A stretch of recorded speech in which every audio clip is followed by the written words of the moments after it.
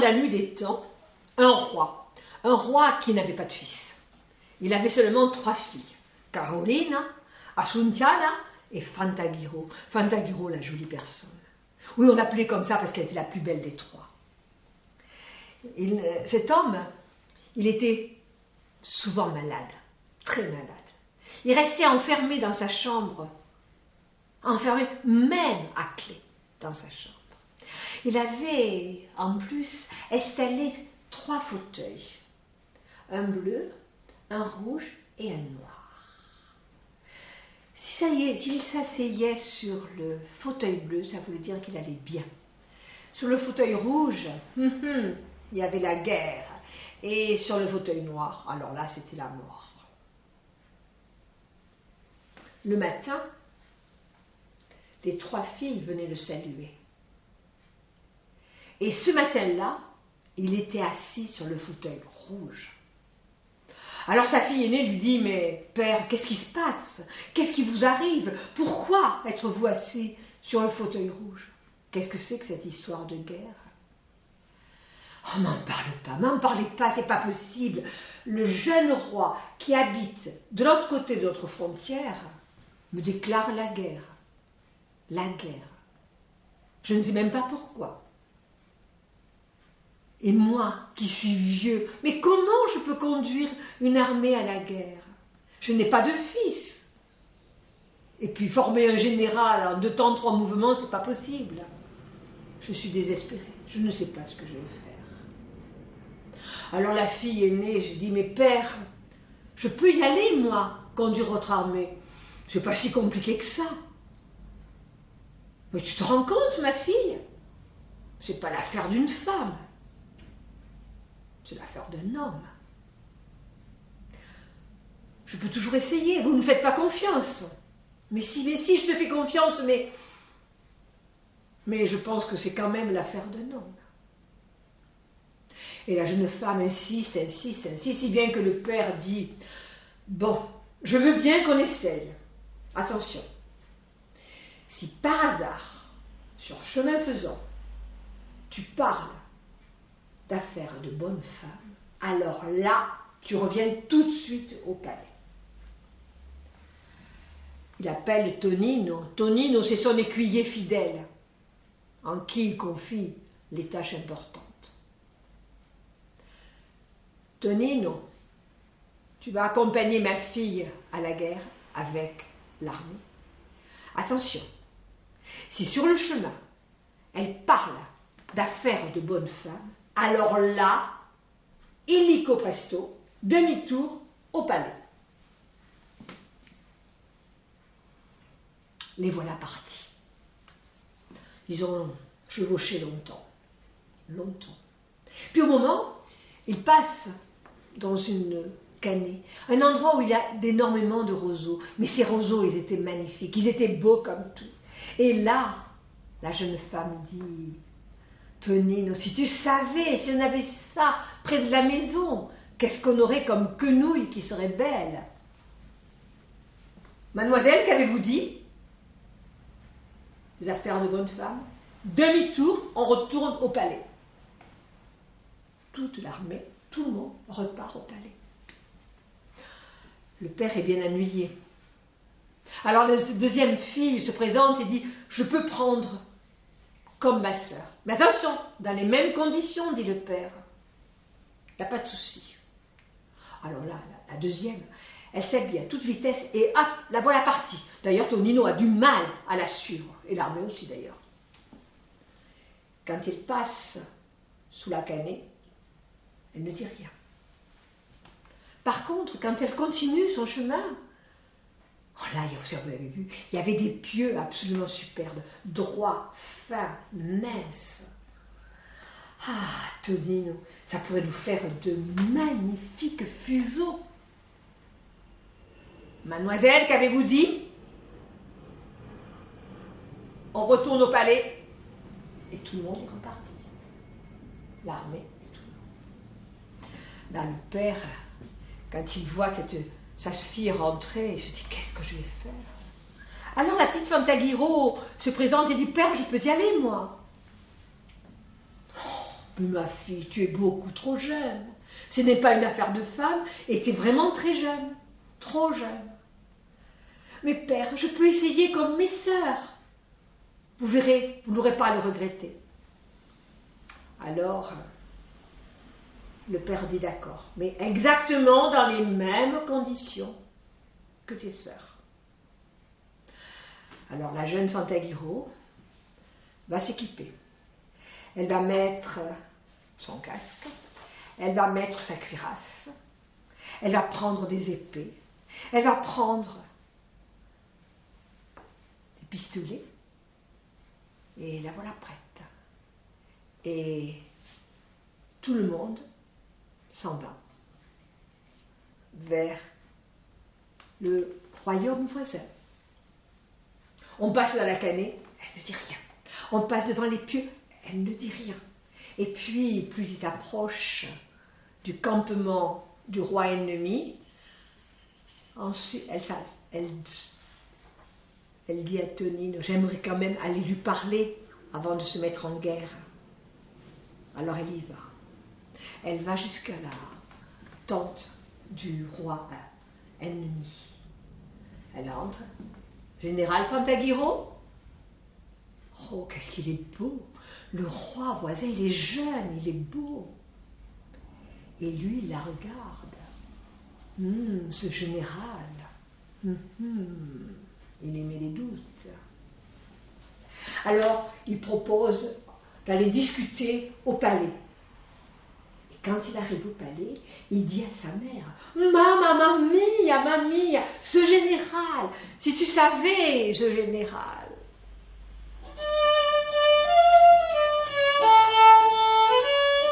Fantagiro, personne bien jolie, au doux parler, à l'œil fier. Oh, mamie, dirait-on pas une demoiselle hardie? Sa mère se dit, lui propose une épreuve. Conduis-le, ton général, dans ta salle d'armes, et tu verras comment il se comporte. Si c'est un homme, il regardera attentivement toutes les armes. Si c'est une femme, elle passera. Et puis voilà. Les voilà la salle d'armes. Fantagiro prend les épées, les essaye, regarde comment elles vont, prend les pistolets, les ouvre, regarde comment ils se chargent, les fusils de la même façon, tout ça. Et le jeune homme, de retour vers sa mère, oh ma mère, Mamma mia, c'est pas possible. Fantagiro l'a fait exactement comme le font les hommes, mais quand même. Fantagiro, personne bien jolie, au doux parler, à l'œil fort. Oh mamie, dirait-on pas une demoiselle hardie?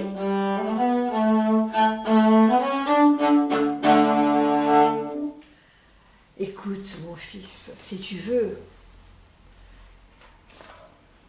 va peut-être dans le jardin, lui présenter le jardin. Si c'est un homme, quand il rentrera, il prendra du jasmin, le humera, le mettra sur son oreille.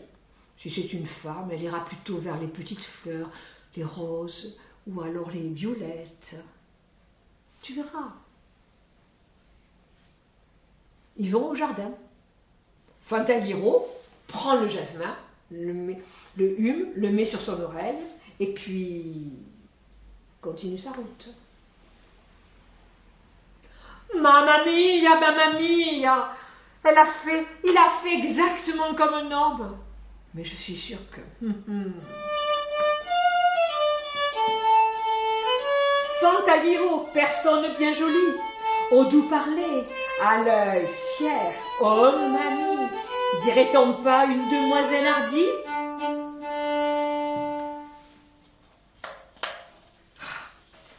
Mon fils. Une autre épreuve. Si tu l'invitais à déjeuner, un homme, en général, quand il coupe le pain, le tient à distance et le coupe. Tandis qu'une femme l'approche d'elle et puis appuie le pain sur elle et le coupe. Et ils vont pour déjeuner ensemble. Et savez-vous ce qu'a fait Fantagiro? Eh bien, il a pris le pain. Il a pris le pain comme un homme. Le jeune roi va voir sa mère. Mamma mia, mais c'est pas possible. C'est exactement. Elle a fait exactement. Non, Fantagiro, il a fait exactement comme un homme. Mais pourtant, je suis sûre que...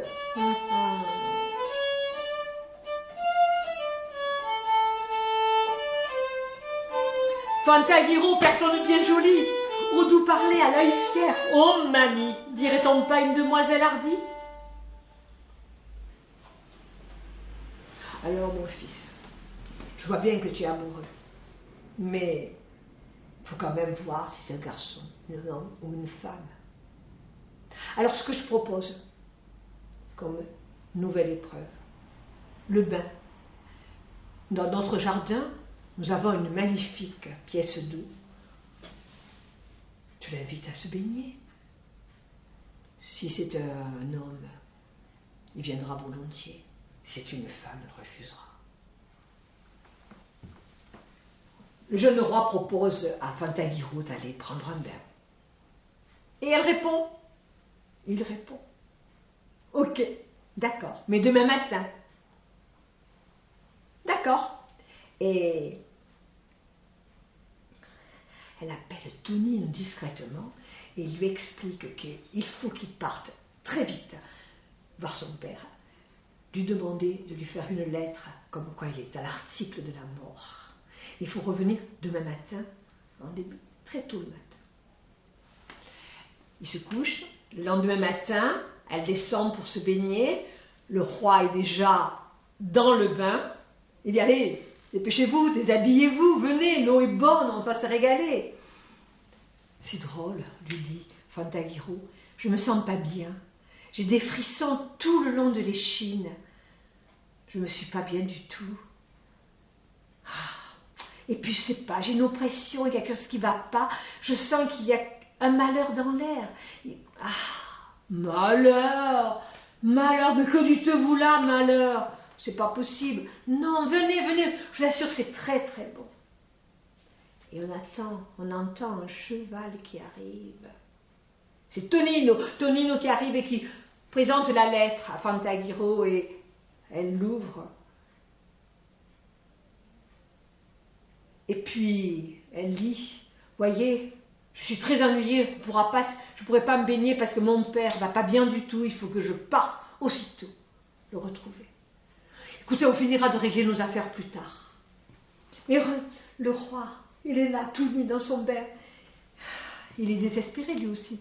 Et Fantagiro monte dans la chambre, range ses affaires, laisse un message. Femme j'étais, femme je m'en vais. La voilà partie. Elle arrive assez rapidement pour retrouver son père. Elle tombe dans les bras et lui raconte tout ce qui s'est passé. Mais pendant ce temps, le jeune roi, il est monté dans la chambre, il a vu la lettre et a dit, sans écouter les conseils de sa mère, il dit à sa mère, je m'en vais. Et il a fait venir son carrosse et le voilà qui arrive presque aussi vite chez le roi d'à côté.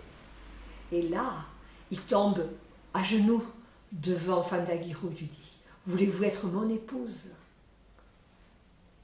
Et oui.